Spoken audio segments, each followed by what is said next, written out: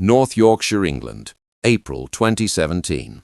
The moorland stretched endlessly beneath a grey English sky, a desolate expanse of rolling fields, stone fences, and the dark line of ancient trees marking the edge of Clapham Woods.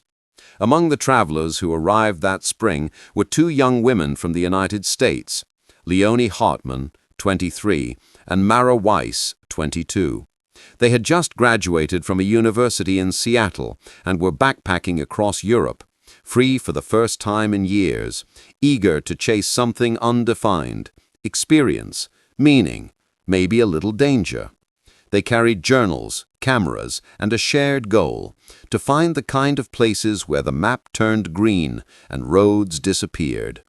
On the evening of April 1st, Leonie wrote in her notebook, "Tomorrow we'll hike through Clapham Woods. Everyone says it's beautiful and untouched, the kind of wild beauty that makes you feel small." Those were her last written words. The next morning, April 2nd, they had breakfast at a small stone inn on the edge of Clapham village, called the Sheepfold House. The owner, a middle-aged woman named Margaret Price, remembered them well. Polite, friendly, curious about the forest trails. They spoke softly, their voices warm with an American accent, and asked how long it would take to reach Ingleborough Cave before noon. They were carrying only day packs, cameras, phones, bottled water, snacks, light jackets, and a folded map. They told Margaret they'd be back before sunset. She smiled, wished them luck, and watched as they walked down the narrow lane leading into the trees. The morning was bright, but the light had that cold clarity you only find in the English countryside, a thin mist clinging to the branches, the sound of distant birds echoing like whispers. Several villagers saw them pass. One wore a red scarf, the other carried a small black backpack. They laughed as they crossed the old stone bridge and vanished into the green. That was at 10:18 a.m. A few hours later, they were gone. No one saw them again. No footsteps, no voices, no trail left behind. They had simply vanished, without a trace, without a single word of goodbye. By evening, the light began to fade. At the inn, Margaret noticed the girls hadn't returned. She checked the time, 7 p.m., and told herself they were probably delayed. But around 8, her dog came running back alone from the forest trail. Its fur was soaked and muddy, its paws scratched, and it trembled as it barked at the door. She waited until midnight, sitting by the window as the last lights in the village went out. The forest outside was nothing but darkness. By dawn, fear had taken over. Margaret called the police.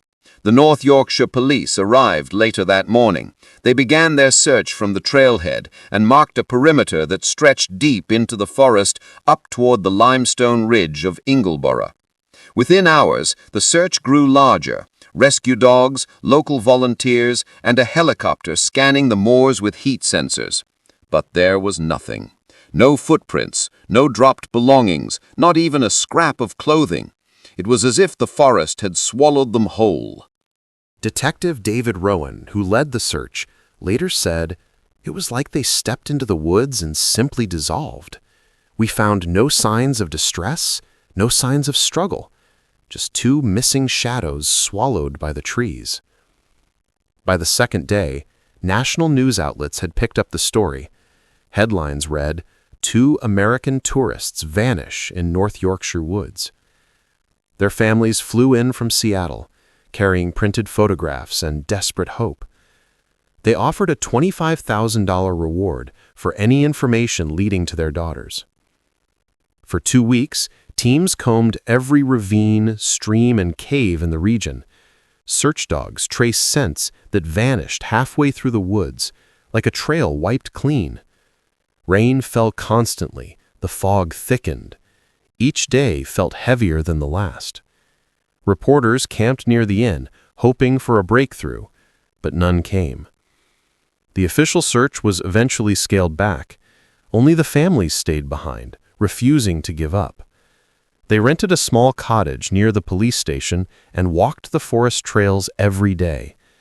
Leonie's mother later told a journalist, When I stepped into those woods, I felt something ancient. It was quiet, but not peaceful. It felt like being watched. Weeks passed. The media lost interest. The police closed their files to active investigation. Clapham returned to its quiet rhythm, the kind of stillness that hides more than it reveals. Then, 2 months later, something surfaced. On June 7, 2017, a local woman named Anne Holloway was foraging for mushrooms near a small stream west of Bentham, about 3 miles from Clapham Village. In the corner of her eye, she saw something black tucked beneath the brush. She thought it was litter, maybe an old bag. But when she pulled it free, her hands froze. It was a black backpack, dry and clean despite weeks of rain.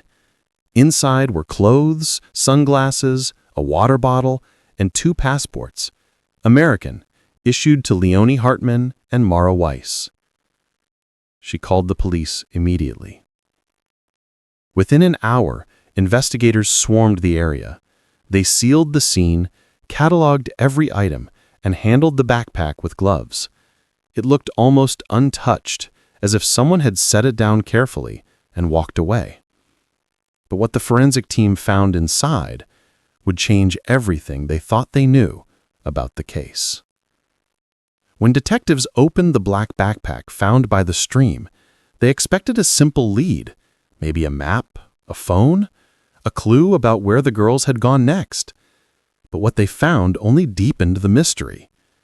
Inside a side pocket was an iPhone, fully intact, sealed in a waterproof pouch. It still powered on.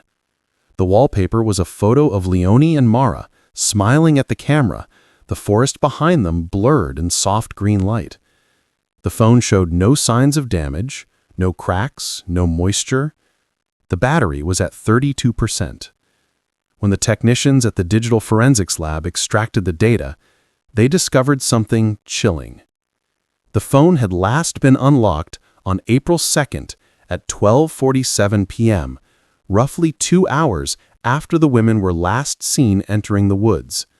After that, there were no further touch inputs, no outgoing messages, no calls. But there were 5 missed calls from an unknown number between 3:10 p.m. and 3:46 p.m.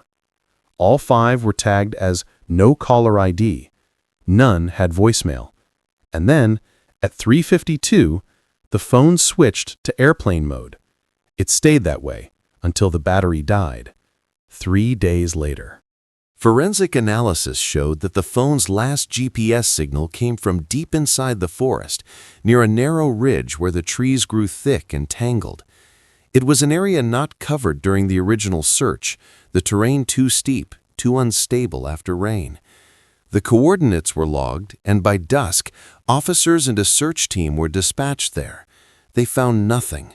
No sign of the women, no disturbed soil, no trace of human presence. Only silence and the slow drip of water through the roots of old oaks. Investigators examined the photos stored on the phone. There were 87 images taken in England: fields, stone paths, small pubs, the village church. The last 5 photos were all from that morning, April 2nd. They showed the entrance of the forest, the wooden sign that read Clapham Woods Trailhead, and a narrow path stretching into shadow. The final image, taken at 11:04 a.m., was different. It showed Mara standing near a clearing, her hair blowing in the wind, her smile uncertain. Behind her, the tree line curved sharply, and in the upper left corner, half hidden in the blur, there appeared to be a figure. The shape was distant, almost indistinguishable. Some said it looked like a man in dark clothing. Others said it was just a trick of light and branches. But when the photo was enhanced, the outline became clearer. Tall, human-shaped, with what looked like a pale face turned toward the camera. The girls never mentioned anyone else on the trail that day. The following week, the police received a report from a local farmer named Henry Latham, who claimed he'd seen 2 foreign women near the south end of the woods around 2:30 p.m. on the same day they disappeared. He said they looked confused, walking quickly, checking a phone, glancing back toward the trees. He remembered the red scarf one of them wore. When asked if anyone followed them, he paused, then said, "There might have been someone. A man, maybe 40, standing by the fence. Didn't see his face." Detective Rowan drove out to question him again 2 days later, but Latham never answered the door. A neighbor found him dead in his barn the next morning, an apparent heart attack. The coroner ruled it natural. Still, the timing unsettled the investigation team. By July, the case had reached a standstill. Then, in August, a new clue surfaced, this time from the telecommunications report. Though the phone had been switched to airplane mode, there was evidence that one outgoing signal had been sent shortly before that, a partial connection lasting less than 2 seconds to an emergency number. The call never went through. The only data captured was a single, fragmented audio file, a sound that analysts described as wind, static, and something like breathing. The file was only 3 seconds long, but when slowed down and filtered, there was a faint word buried under the noise. A single syllable. Some thought it sounded like run. Others said it was just interference. The media reignited the story. Theories multiplied. Human trafficking, cult activity, a serial predator. The phrase, "the Clapham Woods vanishing," began trending online. But locals had a different name for that forest, one they'd whispered for decades. Clapham Woods, they said, had been cursed. There were stories of ritual circles found there in the 1970s, of animals found mutilated, of people who walked in and never returned. It was the kind of folklore the police ignored until the evidence started to align with legend. A retired constable, Alan Fry, came forward in September claiming he'd investigated a disappearance in the same area 40 years earlier, a hiker named Peter Layton, last seen in 1976. His remains were never found. The last item recovered was his compass, discovered in the same valley where Leonie and Mara's phone signal had stopped. The connection was impossible to overlook. Fry still remembered the coordinates. They matched. Exactly. That night, Detective Rowan returned to the woods with a smaller team. They carried floodlights, markers, and silence. The rain had stopped, and the air hung heavy with the smell of moss and decay. At 11:23 p.m., they reached the ridge where the last GPS signal had been logged. Beneath the roots of an old yew tree, they found a depression in the ground. Not large, not fresh, but distinctly human-shaped. They began to dig. At 12 minutes past midnight, a shovel struck something solid. It was a phone. Not the same one found in the backpack. Another device, older, cracked, coated in soil. When wiped clean, the back revealed a small sticker of an American flag. The team froze. Mara's parents had told investigators that she used 2 phones during the trip, one for photos, one for calls. The second had never been recovered. When the device was charged and accessed, it contained only 2 files. One was a blurred photo, too dark to interpret. The other was a 14-second video. The footage began with shaking, the image moving wildly, the ground rushing by in flashes of mud and branches. A voice whispered, "Leonie?" Then the sound of wind, footsteps, and finally, in the last second of the clip, something glowed faintly ahead, like a light moving through the trees. Then the recording cut to black.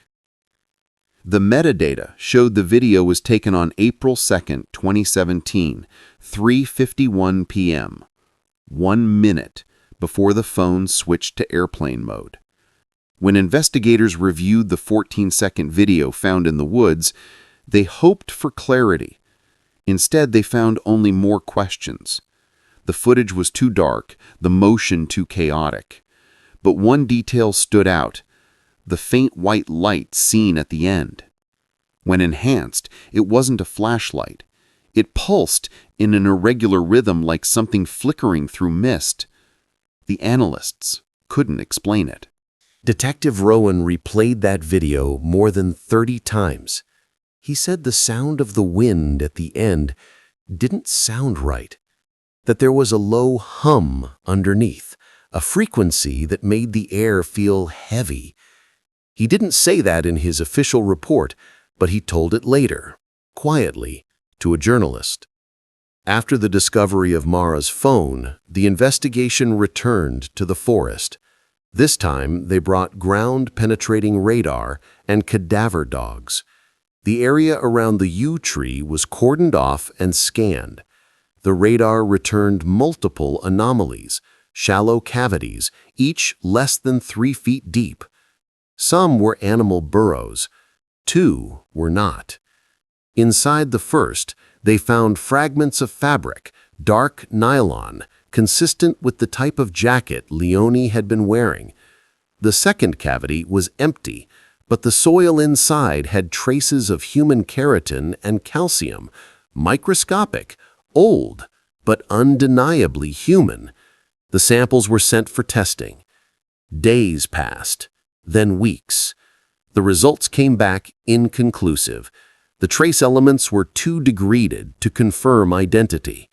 The case was once again suspended, hovering between evidence and absence. In October, the families held a memorial service in Seattle. Empty coffins, flowers, candles. The forest across the ocean remained silent, but something still stirred there. That same month, a man walking his dog through the western path of Clapham Woods reported finding something hanging from a tree. A strip of cloth tied in a knot, faded and frayed. It was red. DNA testing matched it to Leone's belongings. The cloth had been cut, not torn. After that, the locals stopped walking their dogs near the woods. Reporters began revisiting the older stories, the ones the police never took seriously. In 1978, a woman named Sandra Lytle had gone missing after jogging near the same ridge. In 1982, 2 teenagers claimed to have seen lights moving in a circle deep inside the forest at night. They said they heard chanting, but when they returned with adults, the clearing was empty. And in 1998, a man named Colin Price was found wandering near the moors, barefoot and disoriented. He told officers he had been underground, but no tunnels were ever found. Each of those incidents, investigators later realized, had occurred within a 1-mile radius of the same coordinates where Leone and Mara vanished. By 2018, the case had been transferred to the Missing Persons Cold Case Unit. The physical evidence was stored, cataloged, and sealed. But Detective Rowan never stopped returning to the woods. On nights when fog rolled in from the sea, he said the forest seemed to shift, sounds echoing where no one stood, shapes forming in the mist. He'd park near the trailhead, leave the headlights on, and listen. Once he swore he heard a woman's voice calling through the trees, faint, distant, the kind of sound that doesn't echo because it isn't made by air. He told no one, but in his personal notes, found years later, there was one line written across the page in uneven ink. "They're not lost. The woods keep what they want." In 2021, hikers discovered an old metal sign half buried near the northern edge of the trail. The lettering was almost erased, but 2 words were still visible beneath the rust: private property, restricted access. No record showed who owned that land. The deeds led to a company dissolved decades earlier. When local archivists traced the title back further, it led to a name: the Order of the 13th Star, a defunct organization once investigated in the 1970s for ritual practices linked to animal sacrifice and pagan gatherings in the Yorkshire region. The investigation was dropped. The files were sealed. That was the last official connection between the forest and the world beyond it. In 2023, a new search team entered Clapham Woods for documentary filming. They brought drones, high-resolution cameras, and mapping gear. For the first 3 days, the footage was uneventful. Trees, mist, birds. But on the 4th day, one drone lost signal mid-flight just above the same ridge where the girls' phones were found. When they recovered the drone, the last frame recorded was a still image of the forest floor and a faint white shape standing at the edge of the frame. Investigators dismissed it as pareidolia, the human brain finding patterns in noise. But those who've seen the unedited frame describe something different, a figure still watching. To this day, neither Leni Hartman nor Mara Weiss has ever been found. Their case remains open, 2 names listed under unresolved disappearances with no confirmed remains, no confirmed sighting, and no confirmed cause.